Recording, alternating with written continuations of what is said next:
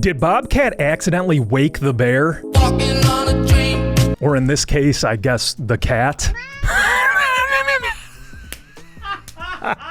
Basically, what I'm trying to say is, where is the Bobcat and cat lawsuit today? Before we get into that, welcome back to another episode of Downtime presented by Conequip Parts, where if you have downtime, you might as well spend it with us. And if you have heavy equipment and you need parts, you might as well get it from Conequip Parts. 716-836-5069, or you can go to conequip.com/shop, do a little online shopping 24/7. We got what you need, but let's get into today's topic. So if you've been following this lawsuit series, you already know this whole thing started when Bobcat decided to take a flamethrower to the legal department. So let's give a quick recap to get you up to speed. Back in December of 2025, Bobcat sued Caterpillar, claiming that Cat had infringed on a whole stack of Bobcat patents covering things like compact equipment technology, controls, hydraulic systems, and other features used across skid steers, CTLs, and excavators. This wasn't your average cease and desist.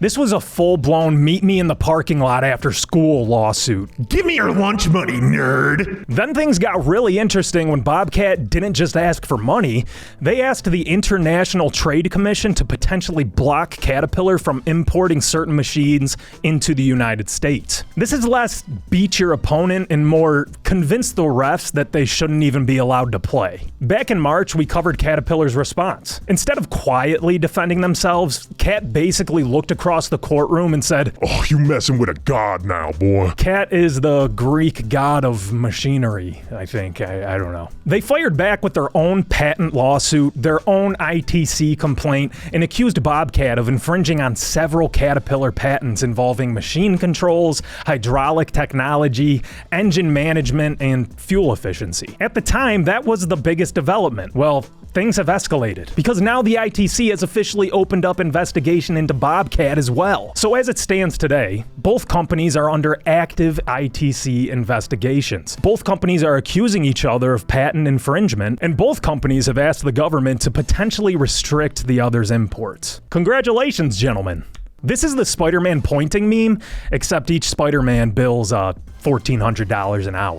You've successfully turned heavy equipment into an episode of Judge Judy with a combined legal bill that could solve world hunger. Now, here's what's important with this cute little kitten fight. Despite all the headlines, nobody has actually won anything yet. No court has ruled that Caterpillar infringed, no court has ruled that Bobcat infringed, no damages have been awarded, no machines have been banned, and no imports have been blocked. At this point, both sides are basically standing in opposite corners, pointing at each other and yelling, "He started it!" No, you. "No, you!" No, you. "No, you!" And the lawyers are absolutely thriving. Flourishing, if you will. One of the biggest questions people have been asking is whether this whole thing backfired on Bobcat. Like, did they really shoot themselves in the foot here? And it's a fair question. So legally, did this backfire? Not necessarily. Bobcat wanted Caterpillar in court. Mission accomplished. Caterpillar now has to spend millions defending itself, and that's exactly what Bobcat was hoping for. But strategically, I'm not so sure this has gone according to plan. When Bobcat filed the original lawsuit, they controlled the story. The conversation was, did Caterpillar actually copy Bobcat? And that's a powerful position to be in. But then Caterpillar counterpunched.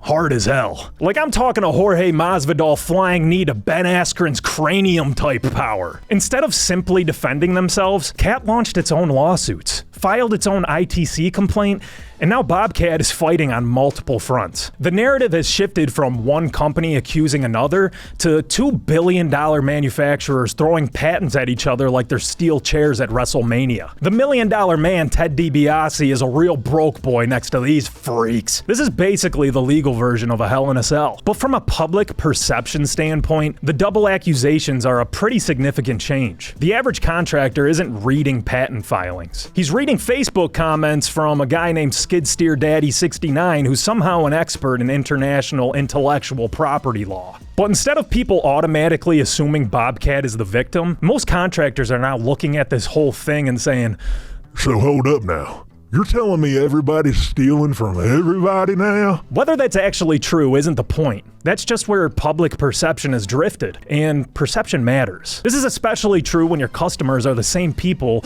arguing in Facebook comments or something over which shade of yellow paint automatically adds 30 horsepower. So who do I think actually wins? Well, honestly, there are a few different ways this can go. The least exciting, but probably the most likely, is a settlement. Unfortunately, that's really boring. But patent lawsuits between giant manufacturers are unbelievably expensive, and eventually both sides may decide it's cheaper to shake hands behind closed doors than keep paying attorneys enough money to rent Taylor Swift for private dinner parties or something. I don't know. Whatever rich people do. I breathed air for dinner last night, so I don't get that life. The second possibility is that they both win, and I guess they both lose then. That sounds really stupid and ludicrous and dumb until you realize that's actually pretty common. Maybe Caterpillar infringed on one patent, maybe Bobcat infringed on another. Money changes hands, some licensing agreements get signed, everybody issues a press release claiming total victory and world domination, and everybody goes home happy. Except the marketing departments, who now have to somehow spin partial infringement into a corporate success story. Technically, we only violated some patents isn't exactly a killer Super Bowl commercial. Of course, there's always the possibility that one side wins outright. Maybe Bobcat proves its case, maybe Caterpillar proves theirs, maybe some patents don't even survive once they're challenged. Patent litigation gets incredibly technical, and these cases often end up being decided over wording that would put an insomniac into a coma. But if you're asking me who has the advantage, I'd probably lean ever so slightly towards Caterpillar. And not because I think Bobcat has a weak case. If anything, Bobcat deserves credit for being willing to pick this fight in the first place. Lawsuits at this level cost millions of dollars, and companies generally don't spend that kind of money unless their attorneys believe there's a legitimate argument. The reason I'd lean towards Caterpillar is honestly just size. Cat has one of the largest patent portfolios in the industry. We're talking thousands of patents. Decades of experience protecting intellectual property. And when you own that many patents, chances are pretty good that somebody is accidentally standing on one. Now, that doesn't mean Caterpillar is gonna win. It just means they're exceptionally well equipped for a long legal war. The people who are really watching this aren't just Caterpillar and Bobcat. It's John Deere, Komatsu, Volvo, Hitachi, Case, Kubota.